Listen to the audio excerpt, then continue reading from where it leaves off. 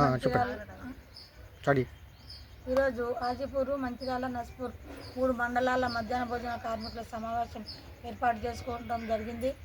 స్కూళ్ళల్లో ఉన్నటువంటి పరిస్థితుల మీద, సమస్యల మీద మాట్లాడుకున్నాము. మాకు కొడుగుడ్ల బిల్లు 5 నెలల బిల్లు రావాలా, పెరిగిన జీతము 4 నెలలది రావాలా, ఈ 1000 రూపాయల జీతం అన్నది ఒక 3 నెలలు వేశారు. ఆ మెనూ ఛార్జీలు, పిల్లలకి ఇచ్చే మెనూ ఛార్జీలు 3 నెలలు అన్నారు, కానీ అవి కూడా కరెక్ట్ రాలేదు. పెట్టుబడి అంత పెట్టలేక ఇబ్బంది పాలు అవుతున్నాము.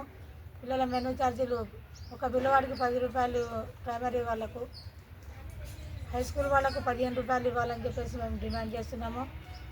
కాంగ్రెస్ ప్రభుత్వం రాకముందు గెలిచిన తర్వాత 10,000 జీతం ఇస్తామని, మేము పెంచుతామని మేనిఫెస్టోలో పెట్టారు.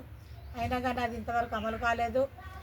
తొందరగా మాకు ఈ జనవరి నుంచి వెళ్ళి 10,000 జీతం ఇవ్వాలని చెప్పేసి మేము కోరుతున్నాము గవర్నమెంట్ని.